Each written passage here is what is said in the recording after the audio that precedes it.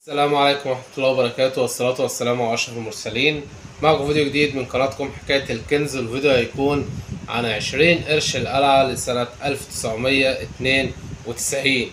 قبل ما نبدأ الفيديو بتاعنا، اللي لسه مشتركش في القناة ينزل دلوقتي يشترك ويفعل زر الجرس على الكل عشان يوصلكم كل الفيديوهات الجديدة. ويلا نبدأ الفيديو بتاعنا كده سريعا بعد الانترو.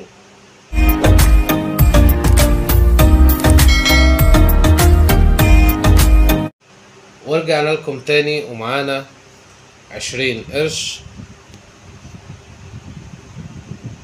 سنة 1992 القلعة. معظم ناس معاها العملات ديت ومش عارفة ايه سعرها او ايه اللي بيكون مطلوب فيها، والتاريخ النادر جدا والذي يسمى تاريخ خطأ سك. مبدئيا تاريخ 1992 اللي هو 20 قرش القلعة، واضح كده. الحاجات ديت بتدخل في سعر الكيلو، والكيلو فيها بيكون ب200 جنيه مصري. طيب التاريخ النادر جدا بيكون تاريخ كام؟ تاريخ النادر جدا بيكون نفس الشكل كده، ولكن بدل 1992 بيكون 1991. التاريخ ده نادر جدا وشحيح. سعره كويس جدا من 5000 جنيه مصري لحد 10,000 جنيه مصري. والتاريخ اللي هو 1992 يعني ممكن يكون موجود مع كمية قليلة جدا.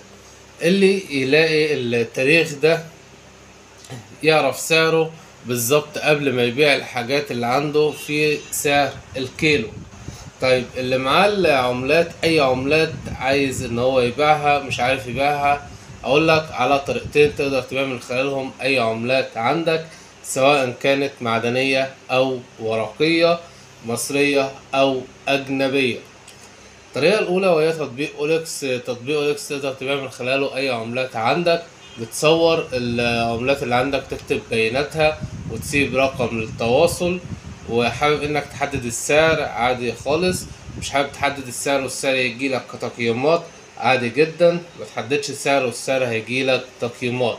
طيب بالنسبة للناس اللي هي عايزة تدخل عملات بتاعتها في مزاد علني، وناس كتير جدا تشارك في المزاد، في الحالة ديت تبدأ انك تتجه الى جروبات الفيسبوك للعملات القديمة في مصر، وتبدأ تصور العملة اللي عندك وتشوف حابب تبدأ المزاد بكام.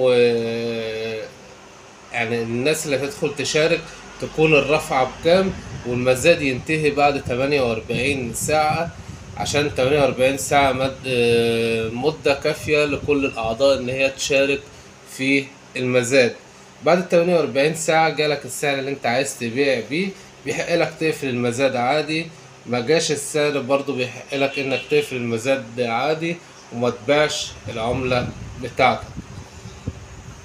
زي ما قلنا الحاجات ديت اللي هي 1992، الحاجات ديت بتدخل في سعر الكيلو، والكيلو بيكون ب200 جنيه مصري. لكن التاريخ اللي مطلوب بيكون هو 1991. كل يركز على التاريخ ده ويفرز عملاته كويس جدا. يا ريت اللي استفاد من الفيديو ما ينساش يعمل لايك وسبسكرايب وفعل زر الجرس على الكل عشان يوصلكم كل الفيديوهات الجديدة. والسلام عليكم ورحمة الله.